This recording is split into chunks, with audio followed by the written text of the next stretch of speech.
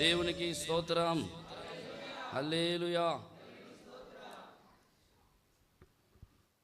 దేవుడు నాకు అనుగ్రహించిన ఈ శ్రేష్టమైన సమయాన్ని బట్టి ప్రభు నామమునకే మహిమ కలుగునుగాక.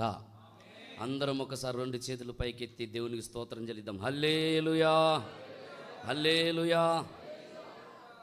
దేవునికి స్తోత్రం. ఈ అవకాశం ఇచ్చినటువంటి దైవజనులు స్వరూప్ రాజన్నకు నా హృదయపూర్వకమైన వందనాలు. ఎఫెసీ పత్రికను గూర్చి మరి మూల అంశముగా క్షేమాభివృద్ధి అనే ఒక చక్కటి మాటను మరి దైవజనుల చేత అనుగ్రహించబడింది.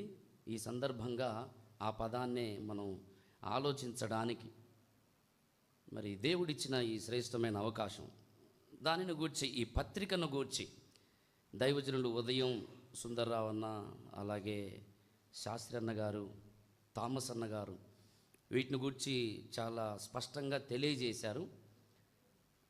అదే అంశంలో నుండి మాట్లాడితే మీకు ఇబ్బంది ఉండదని నేను కూడా ఆ పత్రికలో నుండే అదే అంశాన్ని గూర్చి కొన్ని విషయాలు నేను తెలియచేయాలని ఆశపడుతున్నా. పత్రిక అంతటి మీద, ఎఫెసీ పత్రికలో ఉన్నటువంటి 6 అధ్యాయాల మీద సింహావలోకనం చేసి గనక పత్రికను చదివితే ఓవర్ వ్యూ, ఎఫెసీ పత్రికలో ఉన్న దేవుని హృదయాన్ని మనం అర్థం చేసుకోవటానికి సింహావలోకనం చేసి చదివితే ఎలా ఉంటుందో అలాగా అవుట్లైన్స్ మాత్రమే ఈ పత్రిక అంతటిని గురించి నేను ఒక 15 నిమిషాల్లో ఇచ్చిన ఆ మాట నేను ముగించాలని ఆశపడతా ఉన్నాను. దేవునికి స్తోత్రం. మనం చదువుకున్నటువంటి మూలవాక్యంలో ఎఫెసీ పత్రిక 4వ అధ్యాయము 13వ వాక్యం, పరిశుద్ధులు సంపూర్ణులగునట్లు క్రీస్తు శరీరము క్షేమాభివృద్ధి చెందుటకును పరిచర్య ధర్మము జరుగుటకును ఆయన కొందరిని అపోస్తలను గాను, కొందరిని ప్రవక్తలను గాను, కొందరిని సువార్తికులను గాను, కొందరిని కాపరులను గాను, ఉపదేశకులను గాను నియమించెను. దేవుడి చిన్న వాక్యము మన వినికిడిలో దీవించి ఆశీర్వదించునుగాక. ప్రభువునందు ప్రియులారా, ఈ మూలవాక్యంలో మనం చదివితే 3 ప్రత్యేకమైన విషయాలు, ఒకే అంశాన్ని ఇముడ్చుకున్నటువంటి 3 ప్రత్యేకమైన పదాలు మనం ఇక్కడ చూస్తూ ఉన్నాం. ఒకటేమిటంటే పరిశుద్ధులు సంపూర్ణులగుట, రెండవది క్రీస్తు శరీరము క్షేమాభివృద్ధి చెందుట, మూడవది పరిచర్య ధర్మము జరుగుట. సంపూర్ణులగుట, క్షేమాభివృద్ధి చెందుట, పరిచర్య ధర్మము జరుగుట. ఈ 3 ఒకదానికి ఒకటి చాలా అవినాభావ సంబంధము కలిగినటువంటి పదాలు, అంశం ఇది. ఈ ఎఫెసీ పత్రిక అంతటిని కూడా అర్థం చేసుకోవడానికి కావలసిన గుండెకాయ లాంటి వచనం. ఈ వచనమే గనక ఇక్కడ ఒకవేళ రాయబడి ఉండకుంటే ఎఫెసీ పత్రికను మనం అర్థం చేసుకోవడానికి కాస్త మనకు చాలా కష్టమయ్యేది. కనుక ఎఫెసీ పత్రికలో మనం చదువుకున్నటువంటి ఈ వచనం ఈ పత్రిక అంతటికి కూడా ఒక గుండెకాయ లాంటిది. నేను ఎందుకు ఈ పదం ఉపయోగించానంటే ఇది దేవుని యొక్క గుండె. దేవునికి స్తోత్రం. దేవుని యొక్క హృదయములో, దేవుని మనస్సులో ఉన్నటువంటి ఒక ప్రాముఖ్యమైన అంశాన్ని ఇక్కడ పరిశుద్ధాత్మ దేవుడు పౌలు భక్తుని చేత వ్రాయించడానికి ఇష్టపడ్డాడు. ఎఫెసీ పత్రిక అంతటిలో మనం ప్రత్యేకంగా గమనిస్తే సంఘము పట్ల, అంటే మన పట్ల, మనందరి పట్ల దేవుని యొక్క ప్రణాళిక ఏమిటో పరిశుద్ధాత్మ దేవుడు బయలుపరిచాడు. దేవునికి స్తోత్రం.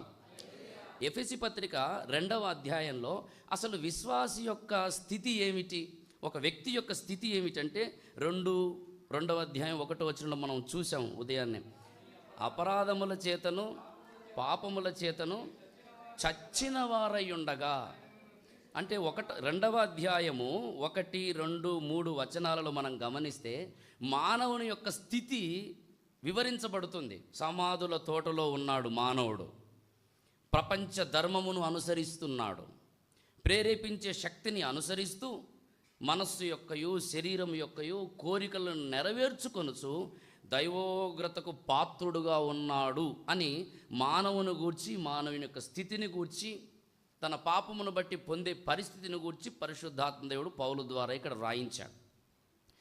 ఏ మానవుడైతే సమాధుల తోటలో చచ్చిన వాని వలె ఉన్నాడో, ఏ మానవుడైతే ప్రపంచ ధర్మమును అనుసరిస్తున్నాడో, అవిధేయులను ప్రేరేపించే శక్తికి లోబడి మనసు యొక్కయు శరీరము యొక్కయు కోరికలను నెరవేర్చుకున్నట్టుకు బ్రతుకుతున్నాడో, అదే ఆ మానవుని పట్ల దేవుని యొక్క సంకల్పం ఏమిటో పరిశుద్ధాత్మ దేవుడి పత్రికలు తెలియజేశాడు. సమాధుల తోటలో ఉన్నటువంటి మానవుణ్ణి శరీరం యొక్క మనసు యొక్క కోరికలను నెరవేర్చుకొనుచు బ్రతుకుటకు జీవిస్తున్న మానవుణ్ణి దేవుడు ఏం చేయాలనుకుంటున్నాడు?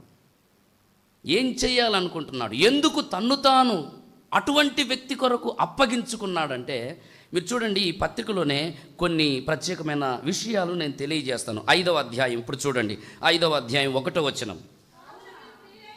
కావున మీరు ప్రియులైన పిల్లల వలె దేవుని పోలి నడుచుకొనుడి. క్రీస్తు మిమ్మును ప్రేమించి పరిమళ వాసనగా ఉండుటకు మన కొరకు తన్ను తానే దేవునికి అర్పణముగాను బలిగాను.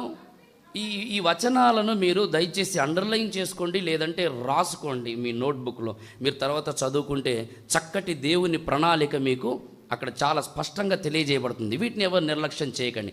మొట్టమొదటిగా సమాధుల తోటలో చచ్చిన స్థితిలో ఉన్నటువంటి మనిషి పట్ల యేసుక్రీస్తు ప్రభువారు శిలో మరణమునకు అప్పగించుకోవడానికి ఎందుకు ఆయన అప్పగించుకున్నాడంటే, ఇక్కడ చెబుతూ ఉన్నాడు, పరిమళ వాసనగా మానవుడు భూమి మీద ఉండాలి. దేవునికి స్తోత్రం. పరిమళ వాసనగా ఉండుటకు తన్ను తాను అప్పగించుకున్నాడంట. రెండవది, ఇదే ఎఫెసీ పత్రిక 3వ అధ్యాయము 11వ వాక్యంలో దయచేసి చూడండి. కాబట్టి 8, 9, 11 మొత్తం కలిసి ఉన్నాయి.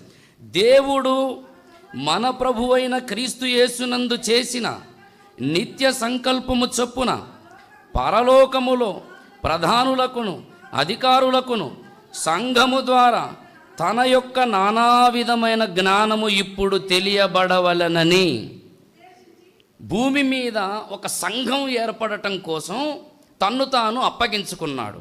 ఏర్పరచబడిన సంఘం పట్ల ఆయన ఉద్దేశం ఏమిటి? పరిమళ వాసనగా ఉండాలి, మొదటిది. రెండవది, సంఘం పట్ల దేవుని ఉద్దేశం ఏమిటి? నీ పట్ల నా పట్ల దేవుని ఉద్దేశం ఏమిటి? మందిరంలోనికి వచ్చి 2 పాటలు పాడి ప్రైజ్ దలాడన్నా, స్తోత్రం హల్లెలూయా అని ఇంత కానుకేసి వెళ్ళిపోవటానికి కాదు. యేసుక్రీస్తు తన్ను తాను అప్పగించుకున్నది. భూమి మీద నీవు పరిమళ వాసనగా ఉండటం కోసం తన్ను తాను అప్పగించుకున్నాడు. రెండవది, సంఘము ద్వారా ప్రధానులకును అధికారులకును నానా విధమైన జ్ఞానము తెలియజేయబడవలనన్నది దేవుని ఉద్దేశము. రెండవది, అది మూడవది చూడండి, అదే ఎఫెసీ పత్రిక 4వ అధ్యాయము 15వ వాక్యం చెబుతూ ఉంది, ప్రేమ కలిగి సత్యము చెప్పుచు క్రీస్తు వలె ఉండుటకు మనం అన్ని విషయములలో ఎదుగుదుము. మొదటిది, పరిమళ వాసనగా ఉండాలి అనేది దేవుని ఉద్దేశం. ఎవరి పట్ల? 2వ అధ్యాయంలో ఉన్నవారి పట్ల. 2వ అధ్యాయంలో ఎక్కడున్నారు వాళ్ళు? సమాధుల తోటలో ఉన్నారు. ప్రపంచ ధర్మాన్ని అనుసరిస్తున్నారు. అటువంటి వారిని బ్రతికించాడు. ఎందుకు? పరిమళ వాసనగా ఉండాలి, ఒకటి. రెండవది, నానా విధమైన జ్ఞానం ప్రధానులకు అధికారులకు తెలియజేయాలి. మూడవది, క్రీస్తు వలె ప్రేమ కలిగి సత్యము చెప్పుచు అన్ని విషయములలో క్రీస్తు వలె ఉండాలి అనేది దేవుని యొక్క ఉద్దేశం. ఇకపోతే 4వది కూడా చూడండి, ఎఫెసీ పత్రిక 6వ అధ్యాయం మీరు గమనించినట్లయితే 6వ అధ్యాయము 10, 11 వచనాలు. తుదకు ప్రభు యొక్క మహాశక్తిని బట్టి ఆయన యందు బలవంతులయుండుడి, మీరు అపవాది తంత్రములను ఎదురించుటకు శక్తిమంతులగునట్లు. దేవునికి స్తోత్రం. తంత్రములను ఎదిరించుటకు శక్తిమంతులు అవ్వాలంట దేవుని ఉద్దేశం. ఎవరి తంత్రములను? మీరు గమనించినట్లయితే 2వ అధ్యాయంలో ఏ అపవాది అయితే ప్రపంచ ధర్మమునకు ఈడ్చుకొని పోయాడో, ఏ అపవాది అయితే సమాధుల తోటలోనికి ఈడ్చుకొని పోయాడో, ఏ అపవాది అయితే శరీరము యొక్కయు మనసు యొక్కయు కోరికలను నెరవేర్చుకున్నట్టుకు ప్రేరేపించి దైవోగ్రతకు పాత్రులనుగా చేశాడో, 6వ అధ్యాయం వచ్చేసరికి దేవుని ఉద్దేశం ఏమిటి?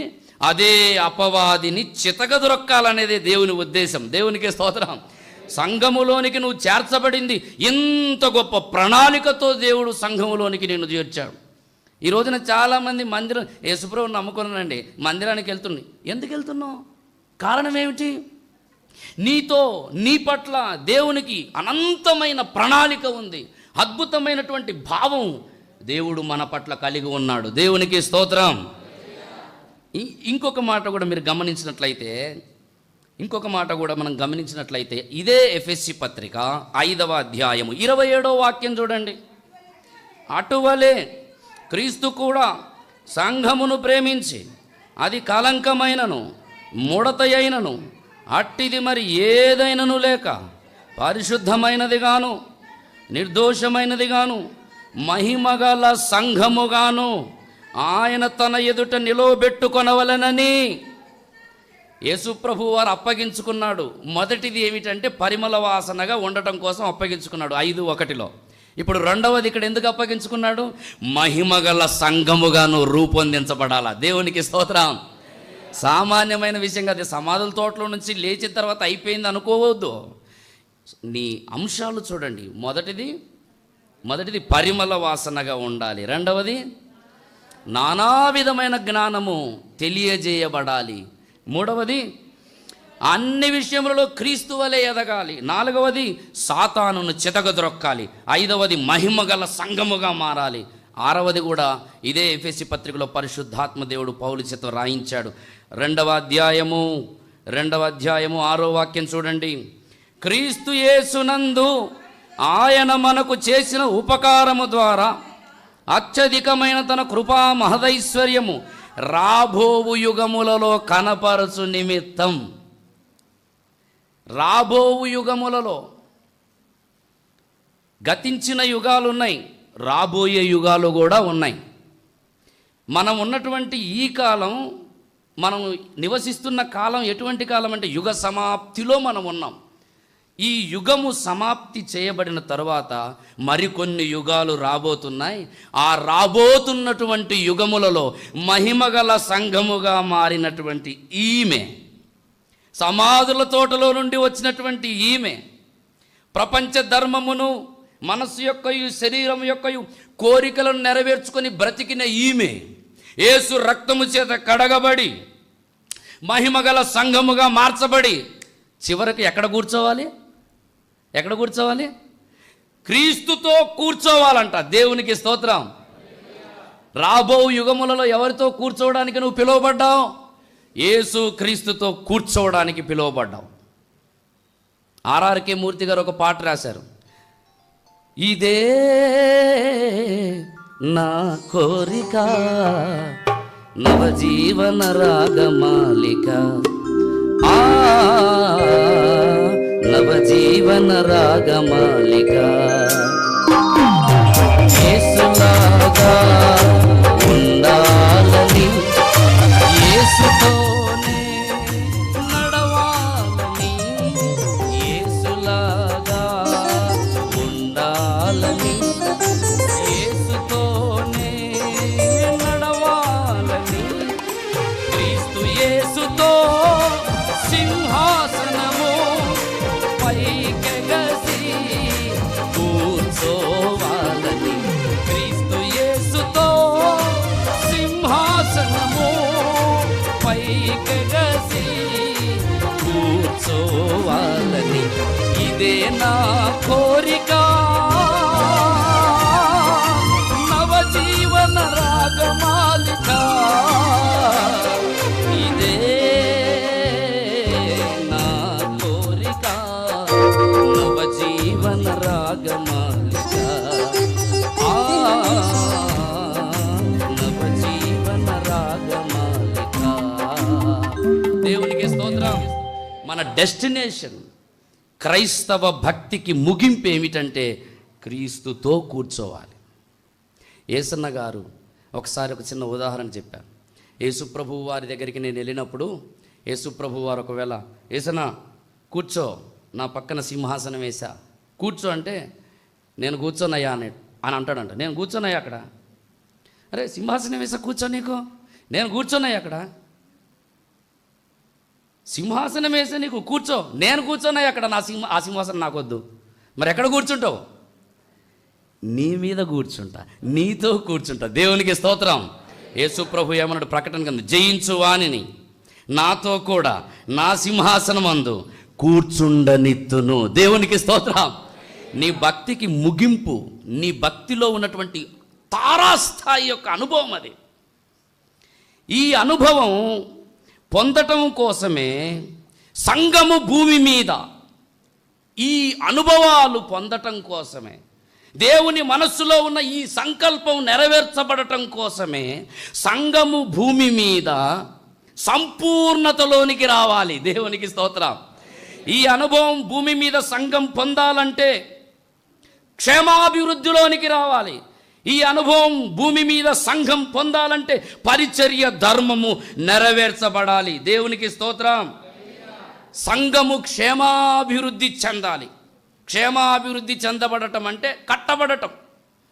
ఈ అనుభవాలలోనికి నీ వ్యక్తిగత జీవితం చేరాలి అంటే క్రమక్రమముగా నీవు కట్టబడాలి. ఆ విషయాలు కూడా పౌలు ఇక్కడ చెప్పాడు. నేను ఒక 2 నిమిషాలు ఆ మాటలు చెప్పేస్తాను. మొదటిది పరిశుద్ధులు సంపూర్ణులు అవ్వాలన్నా, క్రీస్తు శరీరం క్షేమాభివృద్ధి చెందాలన్నా మనం కలిగి ఉండవలసిన విషయాలు ఏమిటంటే, మొట్టమొదటిది ఇక్కడ నేను ఒక 7 విషయాలు మీకు టూకీగా చెబుతాను. మొదటిది బోధలో వృద్ధి చెందాలి. ఎఫెసీ పత్రిక 2వ అధ్యాయము చూడండి దయచేసి 20వ వాక్యం. క్రీస్తు యేసే ముఖ్యమైన మూలరాయి అయి ఉండగా అపోస్తలులు ప్రవక్తలు వేసిన పునాది మీద, అపోస్తలులు ప్రవక్తలు వేసిన పునాది మీద నీవు క్షేమాభివృద్ధి చెందాలంటే, నేను చెప్పినటువంటి దేవుని మనస్సులో ఉన్న ఈ సంకల్పము నీ జీవితంలో నెరవేర్చబడాలంటే క్రమక్రమముగా నీవు అపోస్తలులు ప్రవక్తలు వేసిన బోధ మీద కట్టబడాలి. బోధలో వృద్ధి చెందాలి. ఇది మొదటి విషయం. ఇక దాని గురించి ఎన్నో అనుభవాలు ఇక్కడ పౌలు భక్తుడు చెప్పాడు, కానీ మనకున్న సమయాన్ని బట్టి నేను చెప్తున్నా. రెండవదిగా 3వ అధ్యాయము 19వ వచనం నుంచి 21వ వచనం వరకు చెప్పబడింది. జ్ఞానమునకు మించిన క్రీస్తు ప్రేమను తెలుసుకొనుటకు తగిన శక్తి గలవారు కావాలి అంటున్నాడు. మొదటిది ఏమండి, బోధలో నీవు వృద్ధి చెందాలి. రెండవది క్రీస్తు ప్రేమను తెలుసుకొనుటలో వృద్ధి చెందాలి. ఈ 3వ అధ్యాయంలో పౌలు భక్తుడు క్రీస్తు ప్రేమ, క్రీస్తు మర్మం, క్రీస్తు ఐశ్వర్యం, క్రీస్తు మహిమ అని కొన్ని పదాలు వాడతాడు. 3వ అధ్యాయం అంతా మీరు చూడండి. 3వ వచనంలో క్రీస్తు మర్మం అంటాడు, 8, 9, 10, 11 వచనంలో క్రీస్తు ఐశ్వర్యం అంటాడు, 18వ వచనంలో మహిమ అంటాడు, 19వ వచనంలో ప్రేమ అంటాడు. వీటిని తెలుసుకోవాలి. నువ్వు వృద్ధి చెందాలంటే, క్షేమాభివృద్ధి పొందాలంటే, అపవాదిని చితకదొరక్కే అనుభవం నీ జీవితంలో రావాలంటే ఇవి నువ్వు తెలుసుకోవాలి. ఇవి తెలుసుకొనకుండా క్షేమాభివృద్ధి మన జీవితంలో పొందలేము. బోధలో వృద్ధి చెందాలి. క్రీస్తును గూర్చిన ప్రేమను తెలుసుకున్నట్లో వృద్ధి చెందాలి. మూడవది 4వ అధ్యాయం 1వ వచనం. కాబట్టి మీరు సమాధానమును బంధము చేత ఆత్మ కలిగించు ఐక్యతను కాపాడుకొనుట యందు శ్రద్ధ కలిగి ఉండాలి. ఐక్యతను కాపాడుకొనుట యందు శ్రద్ధ కలిగి ఉండాలి. ఎందుకంటే ఐక్యతను పాడు చేసే సాతాను సంఘములోనికి జొరబడుతుంటాడు. క్రీస్తును గూర్చినటువంటి సందేశాలను తప్పుత్రోవ పట్టించడానికి, ప్రజల మనస్సులను చెరపడానికి మాయోపాయములు సంఘములోనికి వచ్చేసాయి. కాబట్టి ఐక్యత విషయంలో మనల్ని మనం కాపాడుకోవాలి. అదే అంటున్నాడు ఇక్కడ, కాపాడుకున్నట్టు యందు శ్రద్ధ కలిగి ఉండాలి. ఇకపోతే 4వది మనం చదువుకున్నాం 4వ అధ్యాయము 11, 12 వచనాలలో, విశ్వాస విషయములోనూ దేవుని కుమారుని గూర్చిన జ్ఞానము విషయములోనూ ఏకత్వము పొందాలి. విశ్వాస విషయములో దేవుని కుమారుని గూర్చిన జ్ఞానము విషయములో, విశ్వాసము విషయములో అంటే పొద్దున మనం విన్నాం. మన ఆత్మీయ జీవితంలో మనం క్రీస్తు ఏమై ఉన్నాడో, క్రీస్తు ద్వారా కలిగినటువంటి మహిమైశ్వర్యం ఏమిటో, క్రీస్తు యొక్క మర్మమేమిటో, క్రీస్తును గూర్చినటువంటి మూల పాఠము యొక్క పునాదులు నీ జీవితంలో నువ్వు స్థిరపరచుకోవాలి. 4వది 5వది ఎఫెసీ పత్రిక 4వ అధ్యాయము 26-27 వచనాలు. కోపపడుడి గాని పాపము చేయకుడి, సూర్యుడు అస్తమించు వరకు మీ కోపం నిలిచి ఉండకూడదు, అపవాదికి చోటీయకుడి అంటున్నాడు. వ్యక్తిగత జీవితంలో నువ్వు క్షేమాభివృద్ధి చెందాలంటే నువ్వు ఎవరికి చోటిచ్చినా బాధ లేదు, కానీ అపవాదికి మాత్రం నీ జీవితంలో చోటియదు. కొంచెము చోటిచ్చినా చాలు, పూర్తిగా దేవుని సంకల్పము నుంచి నిన్ను పాడు చేస్తాడు. బస్సులో ప్రయాణం చేసేటప్పుడు కొంతమంది సీట్ అడుగు, కొద్దిగా సీట్ ఇవ్వండి బాబు, కొద్దిగా ఇవ్వండి. కొద్దిగా ఇచ్చామనుకోండి, ఆ స్పీడ్ బ్రేకర్లు ఎక్కేటప్పుడు దిగేటప్పుడు పూర్తిగా ఇచ్చిన వాళ్ళని నెట్టిపడేస్తారు. కొద్దిగా ఇస్తాం, స్పీడ్ బ్రేకర్ ఎక్కేలోపు కొద్దిగా జరిగి ఇచ్చినోడే ముందుకు జరుగుతాడు. దుష్టుడు కూడా అంతే, వాడికి చోటిచ్చావనుకో జీవితాన్ని సర్వనాశనం చేస్తాడు. దుష్టునికి చోటిచ్చినటువంటి వాళ్ళు బైబిల్లో చాలామంది ఉన్నారు. ప్రియ సోదరి సోదరుడా, దేవుడు నీ పట్ల ఉన్నతమైన ప్రణాళిక కలిగి ఉన్నాడు. దుష్టుడికి ఏ విషయంలో నువ్వు చోటివ్వకు. దుష్టుడికి చోటిచ్చావంటే పరిశుద్ధాత్మను దుఃఖపరిచినట్టే. దేవుని పరిశుద్ధాత్మను దుఃఖపరచుకుడని అదే సందర్భంలో పౌలు మాట్లాడతాడు. ఇకపోతే 5వ విషయం కూడా చూడండి. అదే 5వ అధ్యాయము 15-21 వచనాలలో చెప్పబడింది, ఆత్మ పూర్ణులయుండుటలో వృద్ధి చెందాలి.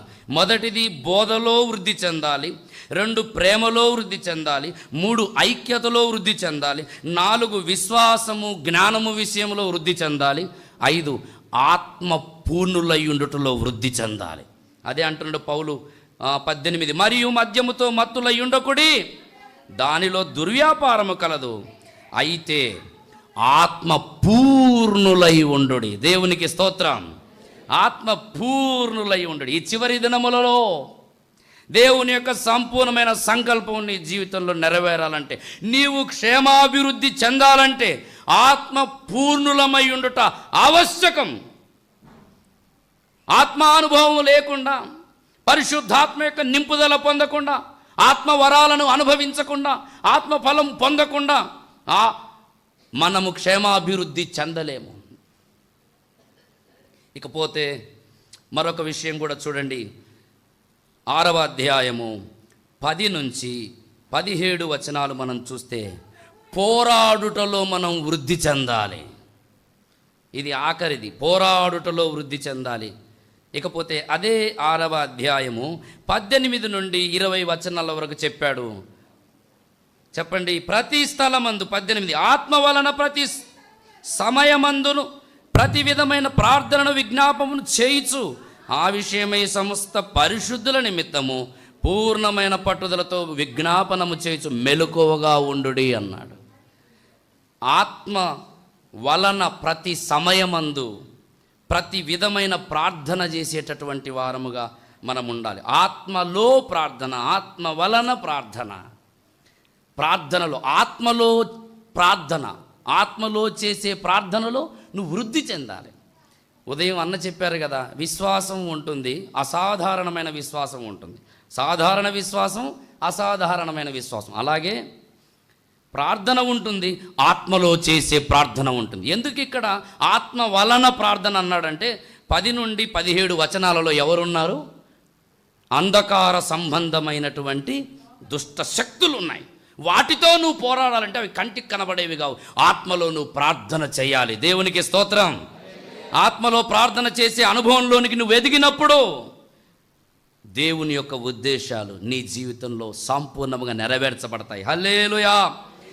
ప్రియులారా, ఈ అనుభవాలు మన జీవితంలో మనం అనుభవించటం ఒక రకంగా చెప్పాలంటే చాలా కష్టం. కానీ అది మనకు కష్టమైన విషయం ఏమి కాదు. ఎందుకంటే ఇదే ఎఫెసీ పత్రికలో ఈ అనుభవాలన్నిటిని మనం పొందటం కోసమే, సమాధుల తోటలో ఉన్న మనలను సింహాసనం మీదకి తీసుకెళ్ళడానికే, ఈ అనుభవాల గుండా మనల్ని నడిపించడానికి అపోస్తలులు, ప్రవక్తలు, సువార్తికులు, బోధకులు, కాపరులను దేవుడు నియమించాడు. దేవునికి స్తోత్రం. హల్లెలూయా. ఈ అనుభవాలలో మనల్ని నడిపించి సింహాసనధిష్ఠులుగా మనల్ని చేయడానికి పరిశుద్ధాత్మ దేవుడు ఉన్నాడు. దేవునికి స్తోత్రం. దేవుని వాక్యం ఉంది, సర్వాంగ కవచం మనకు అనుగ్రహించబడింది. Praise the lord, hallelujah.